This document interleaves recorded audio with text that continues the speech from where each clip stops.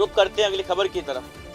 گزشتہ رات شاہی جامع مسجد ٹونک اور اعتراف میں سال گزشتہ جتنے حفاظ ہوئے ہیں ان کی دستار بندی کا جلسہ شاہی جامع مسجد میں مولانا محمد سعید صاحب کی صدارت میں اور اختتام پذیر ہوا ہے، جس کی نظامت مفتی عادل خان ندوی اور مفتی اصلاح الدین خضر ندوی نے کی۔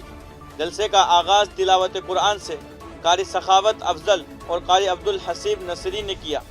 کل 143 بچوں کی دستار بندی عمل میں آئی، جس میں ٹونک کے سب سے زیادہ 118 حفاظ رہے، جبکہ مالپورہ سے 21 اور علی گڑھ ٹونک سے 4 حفاظ نے شرکت کی۔